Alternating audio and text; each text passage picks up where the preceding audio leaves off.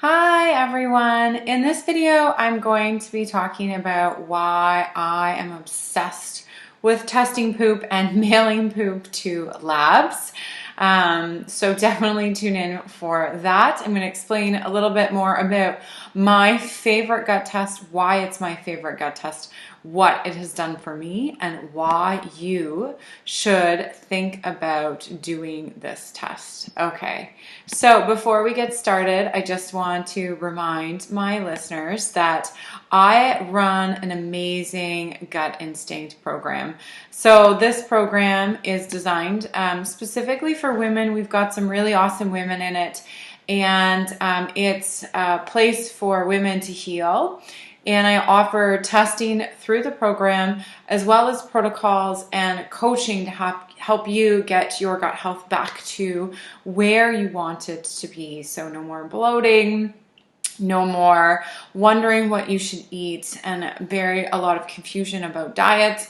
No more questioning what exactly is going on and what's causing your IBS. I have the answers for you. So if you want more information, you can message me below. Without further ado, on to this evening's topic. My favorite gut test is something called the GI map. Okay, so this is a test that's run out of the States, and I have people that are sending their poop across oceans and across continents and across the country so that this lab can analyze what's in their poop. So just for some shits and giggles, it's $10 worth of for customs when you're sending it from Canada to the States. That's how much your poop is worth. Really, it's probably the cost of the test kit. Okay, so why do I like the GI map, and why am I not promoting the test that your doctor is going to run? So your doctor is going to run probably a combination of tests. They're going to do a stool analysis, and that's basically where they're taking smears of your poop and they're basically putting it on an agar-like plate and seeing what grows. And then they're going to look underneath a microscope and see if they can see anything. Okay, so this has like a huge margin of error. So you can imagine that, if you don't have that bacteria or that amoeba in that section of stool, they're not going to see it. If they can't find it under the microscope, if the bacteria isn't something that grows in air, then it's not going to grow. And so you're going to get a lot of false negatives. And in Canada, we actually only do PCR testing for about 6 different pathogens. And that's not a lot of pathogens. So a lot of times what's happening is people are hearing like, hey, I am, you're fine. And they're like having diarrhea, or you may be like having gas and bloating, and they're not fine, right? And the doctor is missing it for a couple of reasons. So they're not running the DNA analysis, or they're running the DNA analysis, but it's just simply not looking at enough of the bacteria and parasites, and it's not sensitive enough to worms, okay? So this is a main reason why a lot of times when people come to me, run the free tests through your doctor or the insurance covered tests wherever you're living, viewing this, but there definitely can be a lot of stuff that's missing, and this is why I always recommend that people run the GI map, because it is a great screener. And an example is I ran a lot of poop tests over my career of being sick, probably pooped in containers about 32 different times. I'm an expert at it, and a lot of times those things came back negative, and every time within the conventional medical system, it came back negative.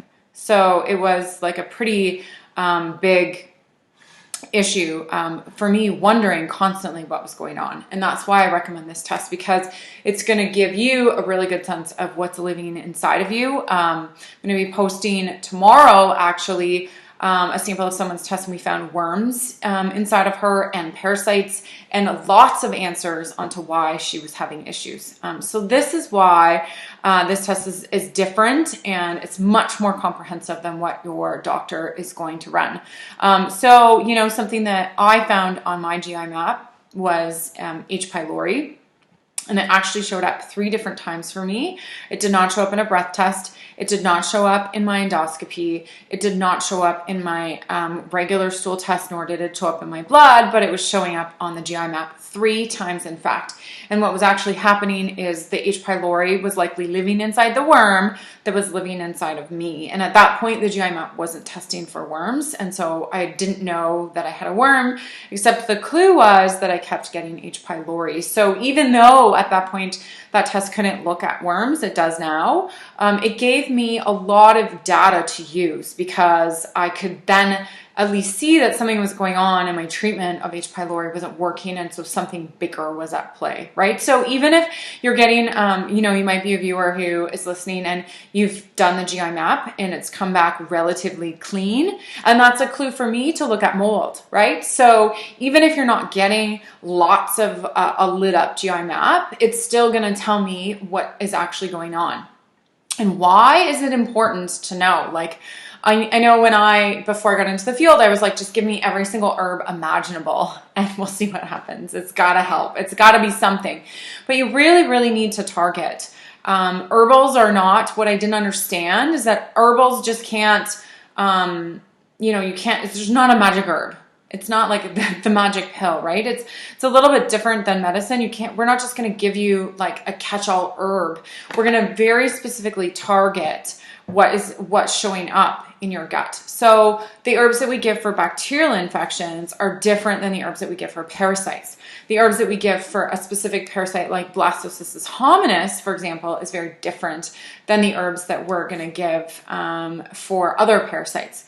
And the herbs that we give for worms are also very, very different than the herbs that we give for, the one cellular parasites, right? So it's all very different. And the herbs for H. pylori is very different. And we want to know, did it work, or is the H. pylori back? Because H. pylori and Blastocystis hominis are very, very difficult to get rid of, whether you're taking herbs or whether you go the conventional medical route. And so some people will actually take this test and they'll go the conventional medical route, and that is totally fine to do that. But it's really important to know what you're dealing with.